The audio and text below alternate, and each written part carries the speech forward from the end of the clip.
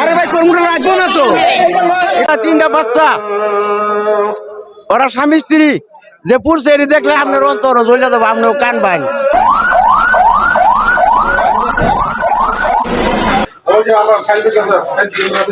পুরুষ আমরা দেখছি, দেখলে কলজা ফাইটা যায়, তিনটা বাচ্চা, ওরা স্বামী স্ত্রী যে পুরুষ এটি দেখলে আপনার অন্তর জ্বলে দেবো, আপনিও কান বাইন। আমরা দইটা গাড়ি তুলে দিছি, আমার বুক ফাইটা যেতেছে, যখন লাইন দিয়েছে এই ঢুকে ই করছে। কি বুঝো তোমরা? আমরা বুঝি না। খুবই মারাত্মক ঘটনা, বলার মতো না। এই পরিবারের বাঁচাইতে হইব, কিভাবে কি করতে হবে এটা আমরা আবেদন জানাই। বাঁচে কিনা এটা আল্লাহ জানে। আমরা দোকানে আসছিলাম, তারপরে দেখতে যে একটা আওয়াজ হচ্ছে, যখন আমরা বুঝি মানে বিল্ডিং ভেঙে পড়ছে, আইসা দেখি যে আগুন ধরছে। আমরা দৌড় দিয়ে গেছি গা, দোকানদার তোমরা বেলচা আনছি, বেলচা বালি টালি দিছি, দিয়া বালিও দিছি আর পানিও মারছি। এবার আমরা নিবাই টিবে আমরা হসপিটালে গেছি। রাত্রে 11টা বাজে আমার এক ভাবি ফোন দিছে পাশের আরেক বাড়ির, যে এখানে ম্যানুয়াল দিয়ে গ্যাস বাইর হইতেছে। তখন আমি রাত্রে আইসা আমি বললাম ভাবি কি হয়েছে? ভাই ওইখানে আগুন জ্বলছে, আপনার লাইজারটা অফ করে দিয়ে যান।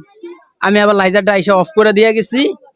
তারপরে দেখতেছি দুইটা ম্যানুয়াল দিয়ে, পরশুদিন রাত্রে, শুক্রবার রাত্রের ঘটনা, 2 ম্যানুয়াল দিয়ে প্রচুর গ্যাস পরিমাণে গ্যাস বাইর হইতেছে। তখন আমি এখানে 2-4 জন বাড়িওয়ালা ছিল, ওনাদেরকে আমি বলছি যে আঙ্কেল আপনারা তিতাসের লোকের খবর দিয়ে লাইনটা অফ করার ব্যবস্থা করেন। তারা কেউ কোনো পদক্ষেপ নিল না। তারপর আমি ভাই চলে গেছি, আমি জানি না।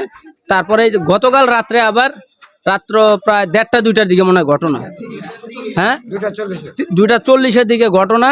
মনে করেন যে হঠাৎ করে এই যে উনি বাচ্চা মশায় কামড়াইতেছে, এখন বাচ্চার জন্য আপনার কয়েল জ্বালাইবো, কয়েল জ্বালানোর কারণে মনে করেন যে সব ম্যাচ মারছে, তখন মনে করেন যে পুরো ঘর বাস্ট হয়ে গেছে।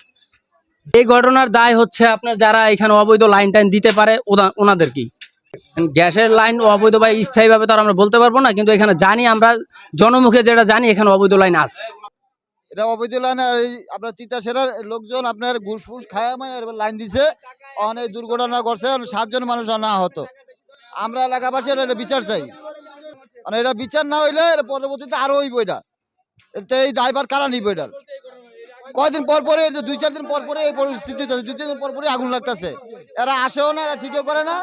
আর ওই বাড়িওয়ালার সাথে এদের কি লিঙ্ক এরা ভালো করে জানে। পেট বাইরে আছে গা, অবৈধ লাইনের পয়সা খাইতে গেছে। সব এলাকা মোটামুটি ভালো অবৈধ লাইন আছে এই এলাকায়। এরা তিতাসের লোকজন জড়িত এটার ভিতরে। মনে করেন ওই বাইরে থেকে গ্যাসের লাইন আছে, এই আসল লাইন কিন্তু বাস্ট হয়েছে না। বাইরের লাইন গ্যাসে যে সময় চাপ দিছে, তখন কয়েল জ্বালানি চাইছে, এই সময় আগুন লাগিয়ে গেছে। লাগার পরে 2 রুমের মানুষের 7 জন আহত হয়েছে। এই রুমের আগুন যে সময় দাউদ করে জ্বলা ধরছে, কোনো লোক নাই। আমরা কয়েকজন খারাপ আইরা 5-6 জন মানুষের মনে করি আগুন নিবাইছি। নিবানির পর থেকে পরে দেখলাম যে আগুনটা কই থেকে আয়ে, কি সমস্যা, আগুনটা দেখা যাক, মাথা দেখা যাক। তখন পানি ডাইলা বালি মাইরা যাচ্ছি, 2 রুমের আগুন নিবাইছি, তখন দি বাইরে আগুন মারিন ধরছে, ওয়ালের পাশ দিয়া চিপাত আগুন ধরলে ধরছে। হসপিটালে বর্তমানে রোগীর অবস্থা খুবই খারাপ, কিন্তু ওনারা যতটুকু চিকিৎসা করতেছে, এবং বাড়ির মালিক ওইখানে আছে, উনি চিকিৎসার যত ধরনের দরকার উনি করতেছে, টাকা পয়সা হোক বা ওষুধের ব্যবস্থা যা করার উনি করতেছে, ঠিক আছে। কিন্তু আশঙ্কাজনক অবস্থায় আছে, খুবই সিরিয়াস অবস্থা। এটা এখনো আমি আমার জানা মতো আমি সঠিকভাবে জানি না, কিন্তু আমি শুনছি যে এখানে অবৈধ লাইন আছে, এটাই। কিন্তু এটা চেক করলে পুরাটাই আমার মনে হয় অবৈধ লাইন পাবে। নাহলে এত বড় দুর্ঘটনা ঘটার পরে মানুষের ব্যবস্থা নিব, এটা তো মেনে নেওয়া যায় না।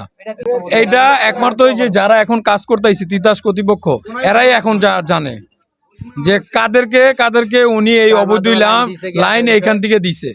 গতকালকে রাত্রে এই বাসা থেকে আপনার আমি 6 তলাতে দেখতেছি একটা বিকট আওয়াজ শুরু হইলো, মানে একটা মনে হয়েছে যে কি জানি এটা বাস্ট হয়েছে। দৌড়ে আসলাম, আইসা দেখলাম যে এই বাসার ভিতরে 7 জন লোক আহত, গ্যাস অবৈধ গ্যাসের কারণে। আমি নিজে ছিলাম, পরে আমি ফায়ার সার্ভিসে ফোন দিছি, এরপরে হলো থানায় ফোন দিছি, টেলিফোন লাইনে ফোন দিয়ে আমি আনানির পরে দেখলাম যে লোকগুলি যেগুলো আঘাত হয়েছে তাদের পুরা শরীরে একটা যে মশা যে বসবে এটার কোনো ইয়ে নাই, বসার জায়গা নাই।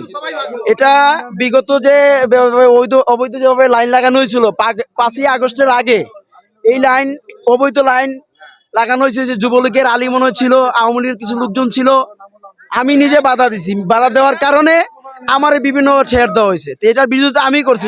এই যে করে লাইন গেছে সব করে লাইন অবৈধ।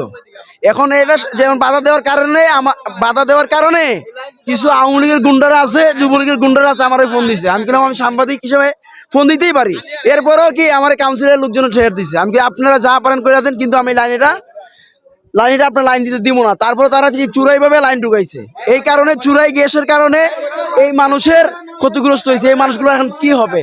এবং তিতাসের যে কর্মকর্তা যে আছেন উনি 1 নম্বর দোষী, যেহেতু আর কেউ নাই যারা নাম আসতেছে যুবলীগের কি আওয়ামী লীগের, এরা এলাকায় কেউ নাই।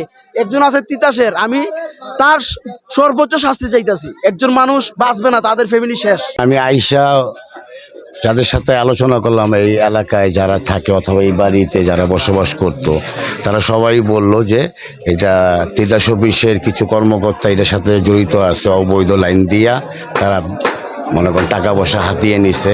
আর আমাদের স্থানীয় কিছু যুবলীগের কিছু কর্মী আছে, নাম শুনলাম এদের কাছ থেকে আমি, এরা আলী, এরা আর হলো তিতাস অফিস মিলাই এই অবৈধ লাইনটি বিভিন্ন বাসায় বাসায় তারা দিয়েছে। আজকে এই অবৈধ লাইনটি যদি বৈধ হইতো তো এই লাইনটি উপরে উঠতো না, এই লাইনটিকে তো হলো মাটির তলটা। আজকে আজকে যদি এই জিনিসটা যদি বাস্ত হইতো তাহলে এই পাশেও যে পরিবার ছিল কেউ একজনও বাঁচত না। এখন তো আমরা এসে দেখলাম যে এক রুমের 5 জন পুরো জ্বলে গেছে 90%, আরেক রুমের হলো 2 জন, ওই 2 জনের ভিতরে কেয়ারটেকার আছে। তো এই যে 7 জন যে আজকে আহত, আল্লাহ জানে, আল্লাহ তাদের সবাইকে সুস্থতা দান করুক, যিনি কেউ নিহত না হয়। কারণ যা শুনতেছি এলাকাবাসীর কাছে মানে 90% পুড়ে গেছে। এই অবস্থা যদি থাইকা থাকে তাহলে ইয়াচ্ছে আর মর্মান্তিক ঘটনা হইতে পারে না এলাকার ভিতরে। তা আমরা এটা জোরালো প্রতিবাদ জানাচ্ছি, তাদের সবাইকে আইনের আওতায় আইনা তাদের শাস্তি দেওয়া উচিত। আর যারা এই অবৈধ লাইনের সাথে জড়িত ছিল তারা যেই হোক, যুবলীগের লোক হোক অথবা কোনো ঠিকাদার হোক, ঠিকাদার প্রতিষ্ঠান হোক, তাদের সবাইকে আইনের আয়ত্তে আনা উচিত। এটা তো আমরা তো করি না, এটা জোন অফিস করে। হ্যাঁ, জোন অফিস মিরপুরে। আমাকে দায়িত্ব হয়েছে, আমি কাজ করে দিয়ে গেছি ঠিকাদার সাথে। এখন সেটা যা আইনগত যা হয় তা হবে, আমাদের কি করার আছে?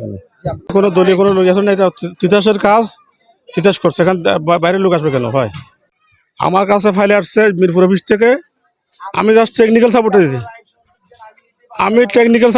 Technical support. অনেক কথা বলবে, বাস্তবতা দেখেন।